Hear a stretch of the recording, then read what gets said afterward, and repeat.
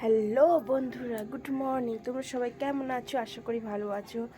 তো ঠান্ডাটা পড়েওছে, ভালোই পড়েছে, মানে ভালো বলতে একটু হালকা গায়ে দেওয়ার মতন পড়েছে। তো আমি গায়ে দিইনি, এখন বাজে সকাল 6:30।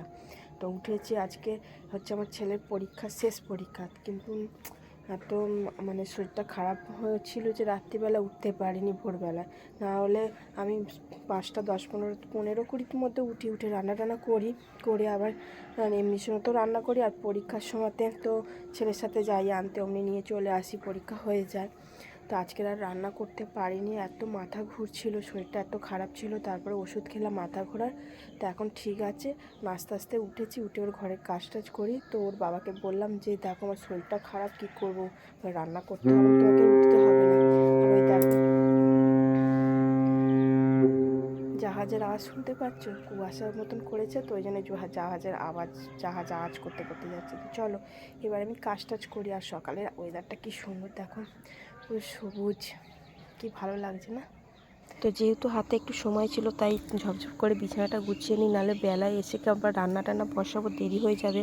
তো এবারে তো আমার হচ্ছে যাবো, স্কুলে যাব, তো নিয়ে যাবে আমার ভাই, কারণ আমার বরের গাড়ি প্রথম দিন খারাপ হয়ে গেছিলো 2 দিন। তো 2 দিন আমার ভাই নিয়ে গেছিলো বলে লাস্ট 2 দিন আমি বলেছি আমার ভাইকে যে চল তুই আমাকে নিয়ে যাবি, কারণ কোনো গাড়ির আশা ভরসা নেই, কোন মুহূর্তে খারাপ হয়ে যাবে, আর আমার ছেলের পরীক্ষা দেওয়া হবে না। প্রথম দিনে তো একদম পুরো টাইমে গিয়ে পৌঁছেছিলাম। তো যাই হোক, তো আজকেও আমার ভাই দিয়ে আসবে, আমার বর নিয়ে আসবে। তো চলো এবার কাজ করি। তো রেডি হয়ে গেছি, যাচ্ছি।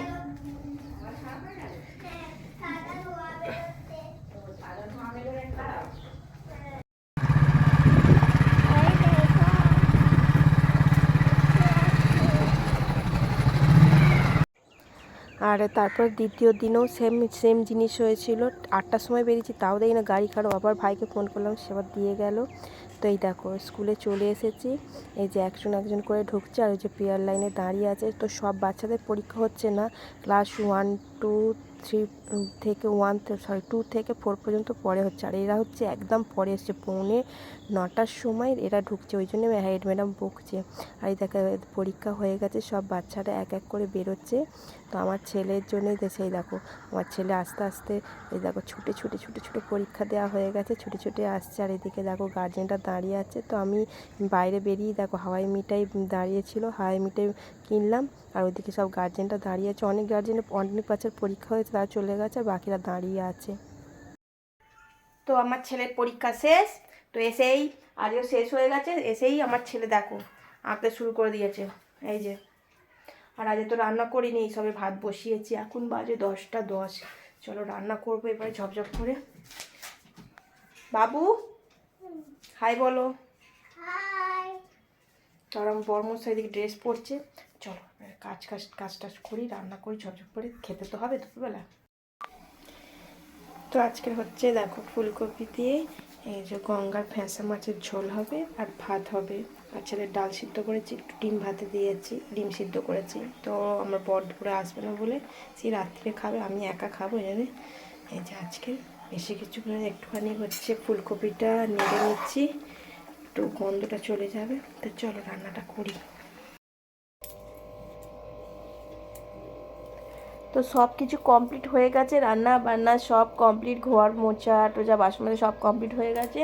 তো আমার স্নানও হয়ে গেছে, এবারে হচ্ছে আমার ছেলেকে স্নান করাবো। ও হচ্ছে মাটি ঘাঁটছে এখন, কবে থেকে মাটি ঘাঁটা বন্ধ রেখেছিলাম, যে তোর পরীক্ষাটা হয়ে যাক মাটি ঘাঁটবি, কারণ সর্দি কাশি এসে যাবে, পরীক্ষা দিতে পারবি না।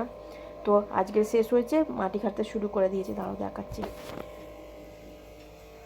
এই যে মাটি ঘাঁটতে শুরু করে দিয়েছে।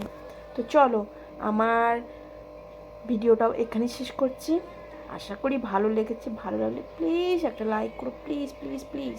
ভালো লাগলে প্লিজ লাইক করো, কমেন্ট করে বলো কেমন হয়েছে, যেমনই হোক, ভালো হলেও বলবে ভালো হয়েছে, না ভালো হলেও বলবে খারাপ হয়েছে, হচ্ছে না, তো সেটাও বলবে।